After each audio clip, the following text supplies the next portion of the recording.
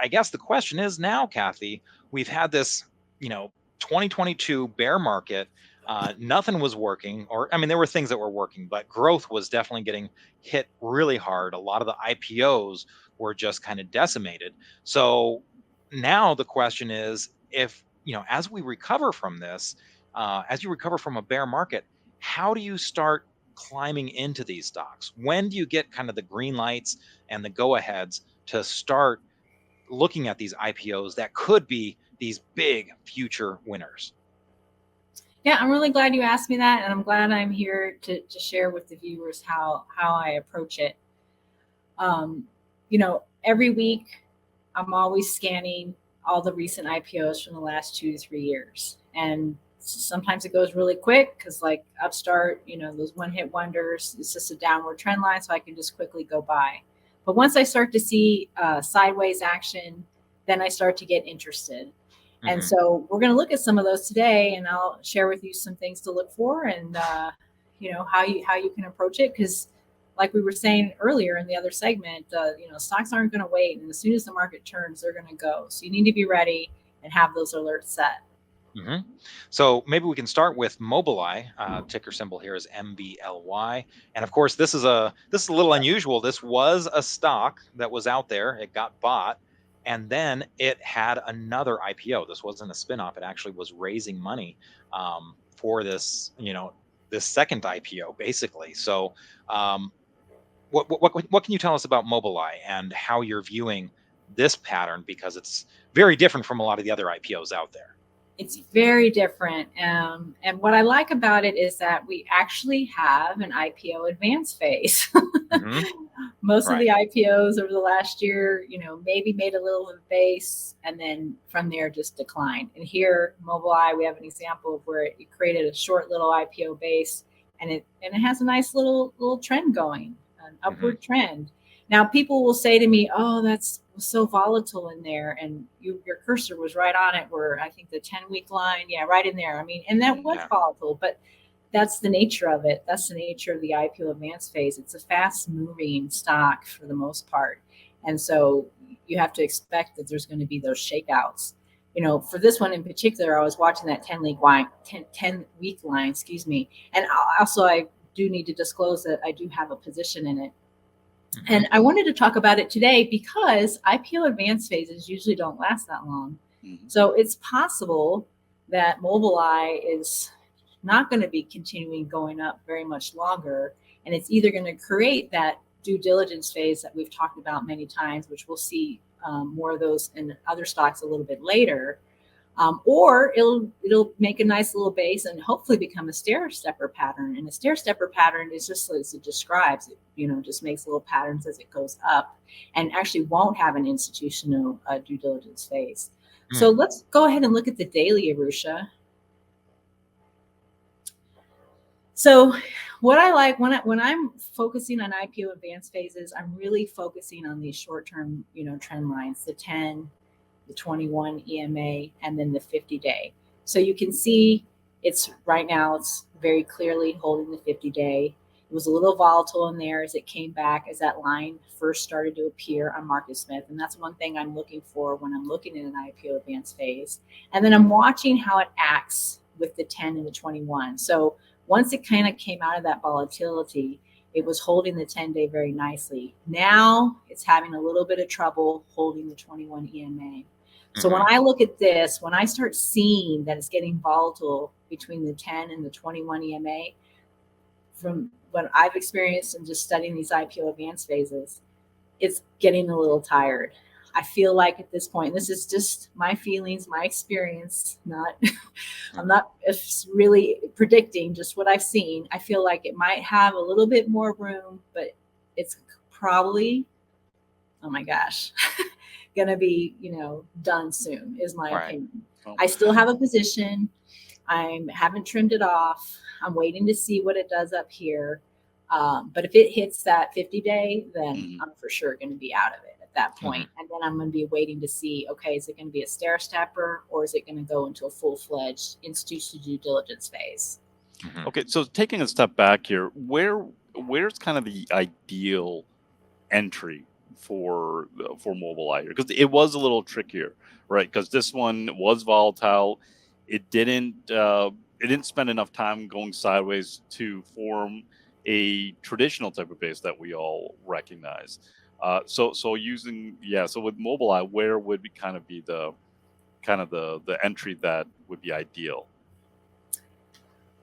Well, and not getting shaken out. Maybe it doesn't have to be, maybe it doesn't have to be exactly ideal. Here's the thing, I feel like I feel bad because I don't remember where I bought it. Yeah, it doesn't have to be where you bought it. It's right. just like you're just looking at, because it is such an interesting example because right. Well, it was super volatile. Well, even out of that IPO base, I mean, it went up 20% and then came all the way back down and gave it all up when it tested that 50-day.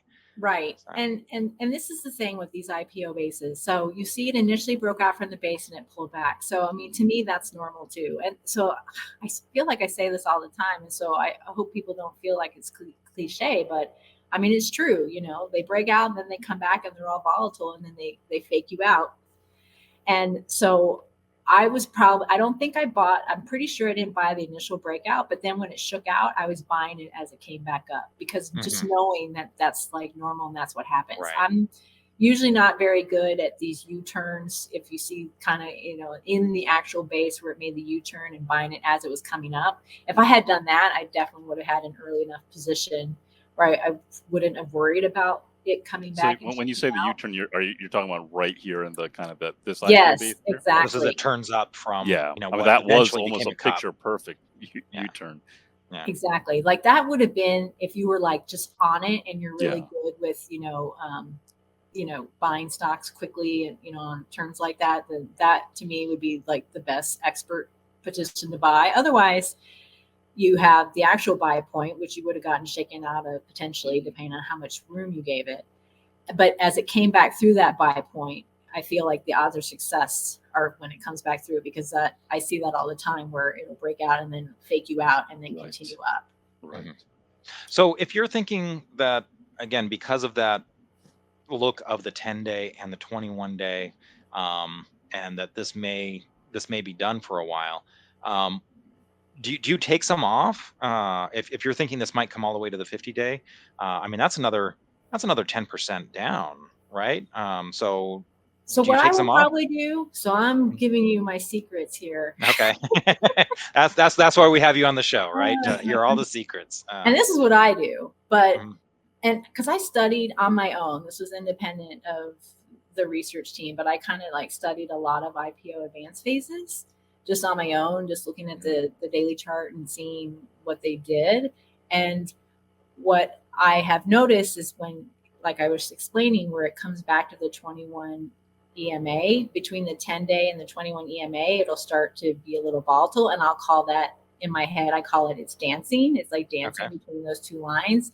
And usually I'll see like one more like shoot up to a new high, and then eventually after that it just rolls over. So I'm hoping, my precedent, I guess, would be that it will make one more new high and then it will probably base into a regular base or go into that institutional due diligence phase. So when it makes that new high, that's probably when I'll start taking off the top.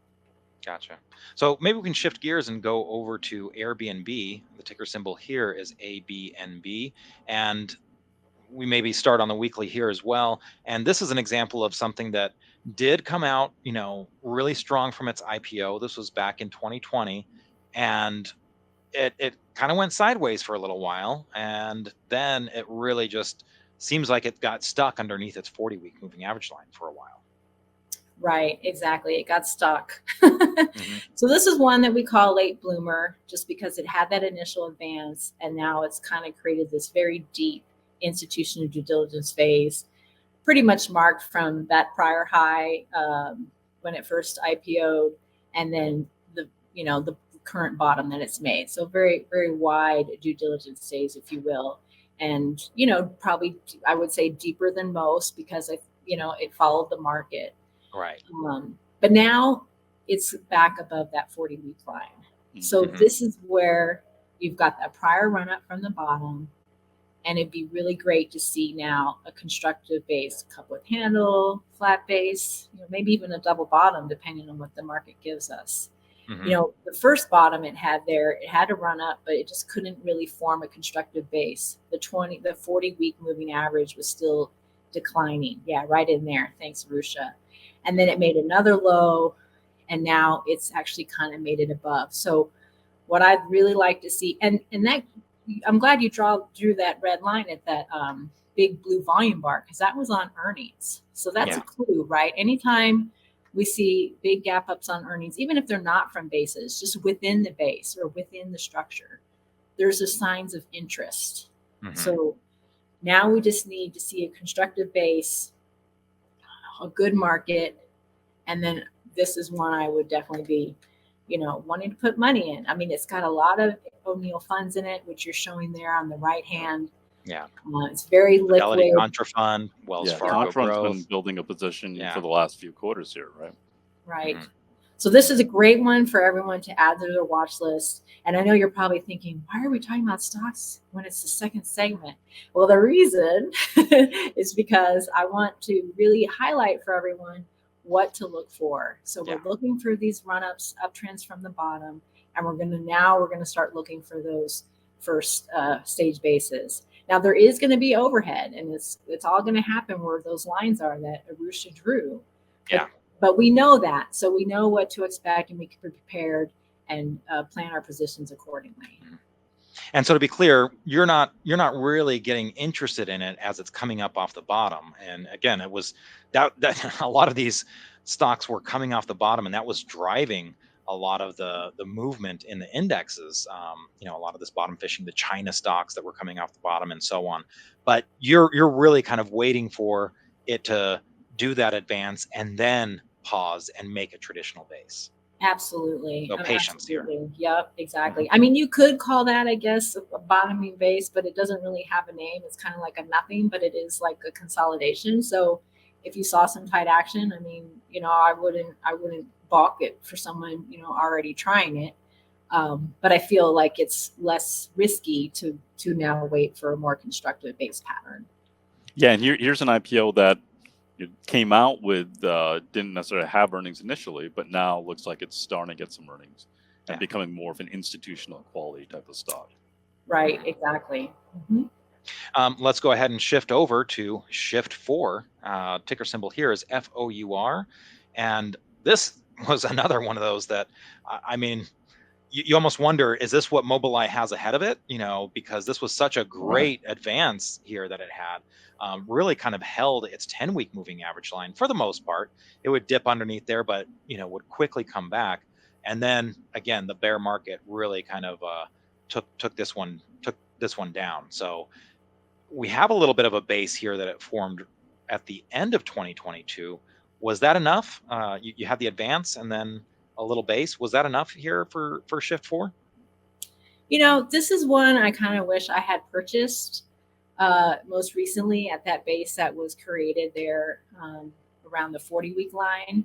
And I saw it every week, and I just I didn't go for it. I don't know why. So it's not one. Well, it was hard in that market environment. Yeah, it was hard in that market environment. I mean, I knew what it had done before, so I probably should have taken more of that into consideration. But now it's it's pulling back right with the market. So if it can build another little base, this will probably one I'll put closer to the top of my watch list. And this is just an example of a stock that had a very nice run. And really at this point, I wouldn't necessarily put it in that IPO category. It's a mature stock that had a great run. Okay. You could call this some due diligence or just some basing after the fact. And will it be one of those stocks that does come back? It does have the earnings and some sales, and it's got a nice little run off the bottom, which you can't even get that far. So I think this is one you have to kind of put at the top of your watch list for those reasons. And to be clear, I mean, Bill O'Neill, when he was talking about, looking at newer merchandise, I mean, he was saying 8 years, IPO within the last 8 years. And he actually ended up lengthening that a little bit. To like 15 or something, right? Yeah. He did. Well, he did. And the reason was because So many of these great stocks, I mean, they topped in 2000, but then they kind of had a resurgence. The ones that worked had a resurgence, and so he kind of lengthened that and said, okay, you know what, I'm going to use 12, 15 years now, because Yeah. the stocks that, the Amazons, the Right. Netflixes, Right. and those, he just felt like they were worth kind of giving another shot in that IPO era. Let's go ahead and round out this segment with a look at Toast. And I know this is one that you've brought up before. I think you brought this up on IBD Live.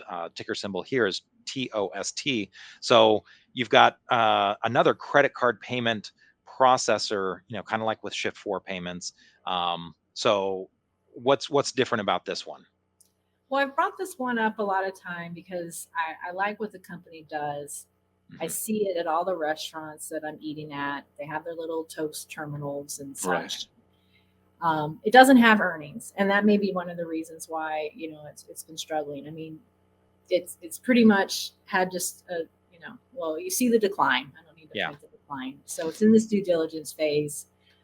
It looked promising 2 weeks ago, and then it didn't do well on earnings, and that's okay though, because if I think about Twilio, which I've shared with you guys Mhm. before and others, that one has some. I mean, it had a long sideways due diligence, and it just wasn't ready. It looked like it was ready. It had a big gap up bar, and it just wasn't. So this could still be like a whole nother year. But I wanted to highlight it because I know everyone. Well, you keep saying this is one. Well, I like the company, but Mhm. just because I like the company doesn't mean it's going to work. But I'm Mhm. going to keep my eye on it. I mean, maybe it still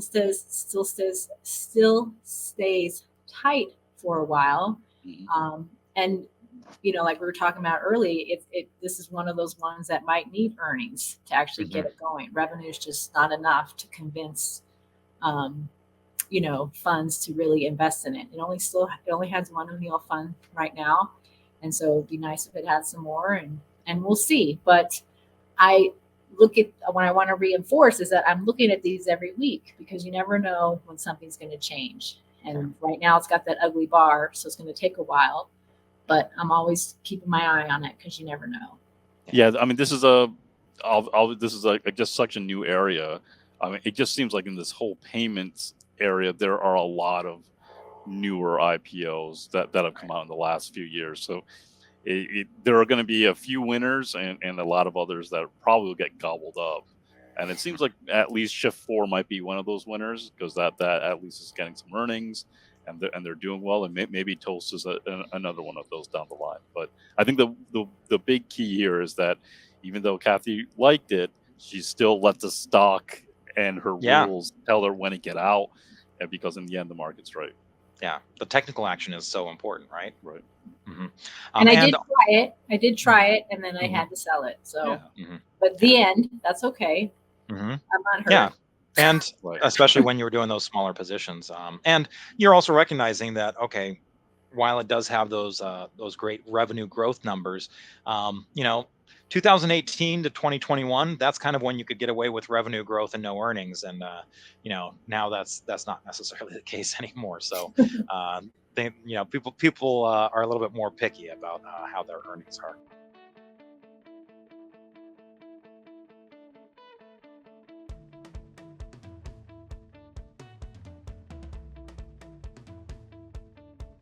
Hey everyone, thanks so much for watching Investors Business Daily on YouTube. If you want to watch more videos, make sure you hit that subscribe button so you don't miss a thing.